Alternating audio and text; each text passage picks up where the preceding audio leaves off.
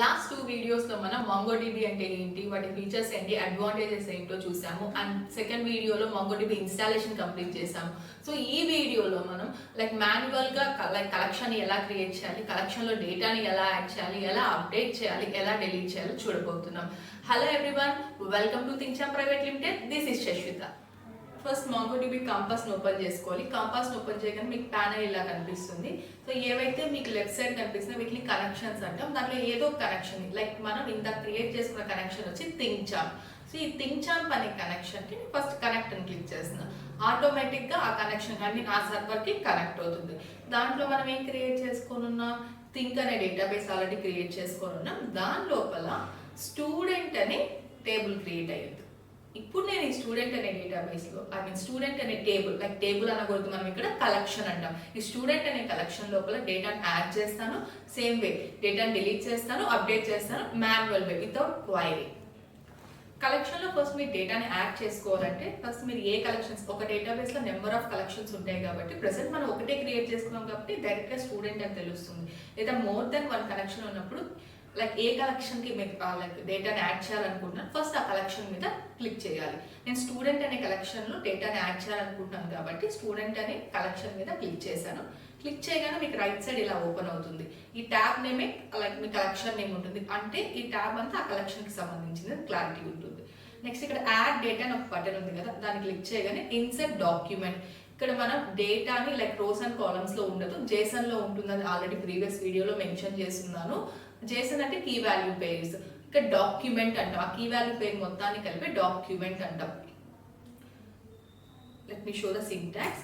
First insert document అనే panel open అయ్యాక curly braces open చేయాలి. కర్లీ బ్రేసెస్ లో డబల్ కోట్స్ లో మాత్రమే కీస్ ని కానీ, డబల్ కోట్స్ లో మాత్రమే వాల్యూస్ ని ఇవ్వాలి, కానీ సింగిల్ కోట్స్ ఇస్తే యాక్సెప్ట్ చేయదు. డబల్ కోట్స్ లో నేను నేమ్ అనే ఒక కీని క్రియేట్ చేస్తున్నాను, దానికి వాల్యూ శశ్విత అని ఇస్తున్నాను. నెక్స్ట్ కమా, సెకండ్ వాల్యూ ఎంటర్ చేయాలని, సెకండ్ కీ వాల్యూ పేరు క్రియేట్ చేయాలంటే కమా ఆపరేటర్తో సపరేట్ చేయాలి.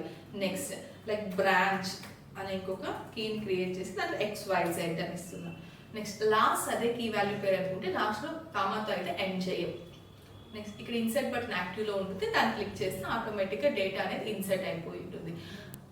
ఆల్రెడీ నేను ప్రీవియస్ వీడియోలో ఫస్ట్ వీడియోలో మెన్షన్ చేస్తున్నాను, ఇక్కడ మనకు ఇంతకుముందు SQL లో టేబుల్స్ ఎలా ఉండేవి, ఏదైనా కొన్ని కాలమ్ నేమ్స్ క్రియేట్ చేస్తే ఆ కాలమ్ నేమ్స్ అంటే ఇప్పుడు నేమ్, బ్రాంచ్, ఏజ్ అని ఉంటే ఆ 3 కాలమ్స్లో మాత్రమే డేటా ఇవ్వగలం, కానీ న్యూ కాలమ్ని మనకు నచ్చినప్పుడు ఇవ్వలేము. కానీ NoSQL లేదా MongoDBలో మనకున్న ఒక అడ్వాంటేజ్ ఏంటంటే ఆల్రెడీ ఉన్న కాలమ్ ఉన్న కీ వాల్యూ పేర్స్కే సేమ్ వాల్యూస్ ఇవ్వచ్చు, లేదా కొత్త కీ వాల్యూ పేర్స్ ని క్రియేట్ చేసుకోవచ్చు. అది కనుక ప్రీవియస్ డాక్యుమెంట్ అయితే డిస్టర్బ్ చేయదు. సో మళ్ళీ ఇంకొక డేటాని ఇన్సర్ట్ చేద్దాం. Same way add data, insert document, same మొత్తం రిమూవ్ చేసేసి curly braces, double quotes, name Poojitha, comma age 25 అనిస్తున్నాం. సో నేమ్ పూజిత, ఇంతకుముందు నేను ఏం తీసుకున్నాను, నేమ్ అనే ఫీల్డ్ తీసుకున్నాను, అలాగే బ్రాంచ్ అనే ఫీల్డ్ తీసుకున్నాను. ఇప్పుడు నేను ఏం తీసుకున్నాను, నేమ్ అనే ఫీల్డ్, ఏజ్ అనే ఫీల్డ్, బ్రాంచ్ని రిమూవ్ చేసేసి ఏజ్ని యాడ్ చేశాను. సో దీనివల్ల నేను ప్రీవియస్గా ఇన్సర్ట్ చేసిన డాక్యుమెంట్ ఏమైనా డిస్టర్బ్ అవుతుందంటే డిస్టర్బ్ అవ్వదు. జస్ట్ ఇన్సర్ట్ చేస్తున్నా.